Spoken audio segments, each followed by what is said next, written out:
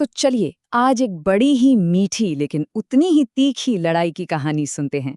ये कहानी है एक ऐसे आदमी की जिसे मिठाइयों से मतलब गजब का प्यार था। और ये कहानी है एक ऐसे अपमान की जिसने उसे एक ऐसा बदला लेने पर मजबूर कर दिया जिसके बारे में कोई सोच भी नहीं सकता। तो ये है कैलाश।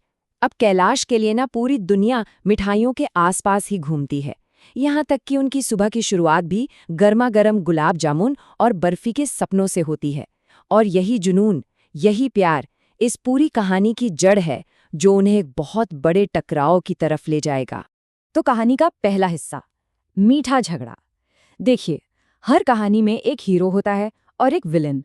इस कहानी में ये टक्कर है कैलाश और हरि के बीच, और इनकी दुश्मनी ही इस कहानी की जान है। एक तरफ है कैलाश, जिनका पेट भी बहुत बड़ा है और मिठाइयों के लिए प्यार उससे भी बड़ा। वो दुकानों पर ऐसे मंडराते रहते हैं कि दुकानदारों के लिए तो वो बस एक सिरदर्द थे, जो बस मुफ्त की मिठाई की फिराक में रहता है।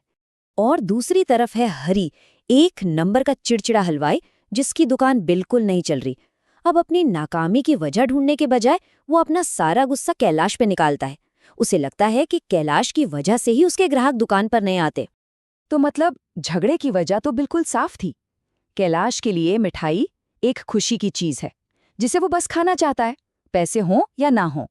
और हरि के लिए मिठाई उसका धंधा है और कैलाश उस धंधे पर बैठी एक मक्खी। दोनों की दुनिया बिल्कुल अलग थी। और बस यहीं पे हरि एक ऐसी बात बोल देता है जो सब कुछ बदल के रख देती है। वो कैलाश को कहता है कि तुम इंसान नहीं, एक बहुत बड़ी मक्खी हो। ये सिर्फ एक गाली नहीं थी, ये वो अपमान था जिसने कैलाश के अंदर बदले की आग जला दी। कहानी का दूसरा हिस्सा, अपमान का बदला।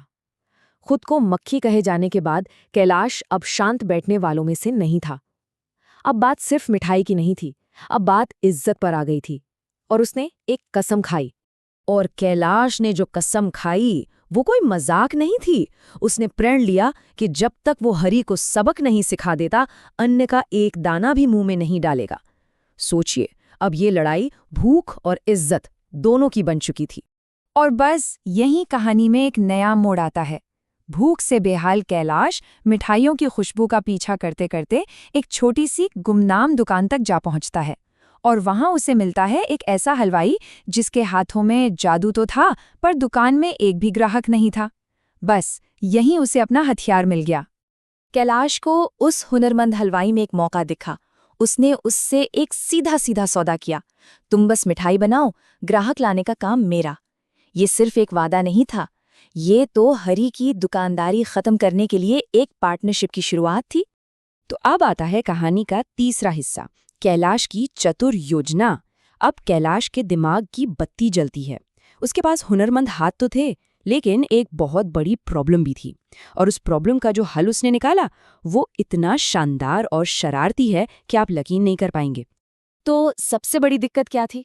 मिठाई तो जबरदस्त थी, लेकिन मिठाई बने भी कैसे? उसे बनाने के लिए जो सबसे जरूरी चीज है, दूध, वो खरीदने के पैसे ही नहीं थे। अब बिना पैसों के दूध आएगा कहाँ से? यहीं पर कैलाश का दिमाग चला। और ये है कैलाश का मास्टर प्लान, जो सुनने में जितना सिंपल है उतना ही जीनियस। एक लंबा सा पाइप जिसका एक एंड पास के शिव मंदिर में रखा और दूसरा एंड नई दुकान के एक बड़े से बर्तन में। और फिर बस सही वक्त यानी शिवरात्रि का इंतजार। भाग 4, मीठी जीत कड़वी हार। तो अब आता है कहानी का सबसे मजेदार हिस्सा। देखते हैं कैलाश का ये अनोखा प्लान काम करता है या नहीं। और प्लान तो उम्मीद से कहीं ज्यादा कामयाब हुआ। दुकान खुलते ही ग्राहकों की ऐसी भीड़ उमड़ी कि पैर रखने की जगह कम पड़ गई। ये कैलाश और उसके नए साथी के लिए एक जबरदस्त जीत थी। सफलता का अंदाजा लगाना है?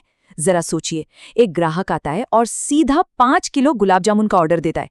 और ये तो बस एक शुरुआत थी। उसके ठीक पीछे ही कोई और 2 किलो बर्फी मांग लेता है।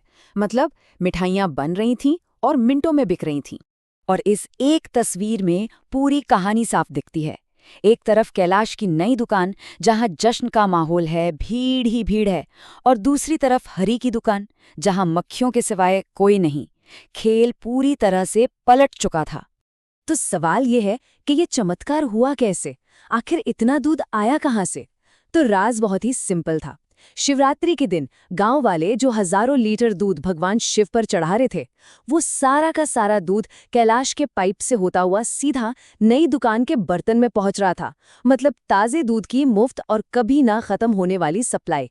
और कहानी के अंत में कैलाश हरि के सामने जाता है और अपनी जीत का आखिरी पंच मारता है। वो उसे उसी मक्खी वाले ताने की याद दिलाता है और पूछता है, कैसी लगी इस मक्खी की योजना, ये साबित करते हुए कि इस मीठे महायुद्ध का असली विजेता कौन है। तो इस पूरी कहानी से एक सवाल उठता है और इसी सवाल के साथ हम आपको छोड़े जाते हैं। कैलाश की ये हरकत एक चालाक जुगाड़ थी जिसने गरीब की मदद की, या फिर ये आस्था का फायदा उठाने वाली एक शरारती चोरी थी? अब ये फैसला तो सोचने वालों पर है। हमारे साथ जुड़ने के लिए धन्यवाद।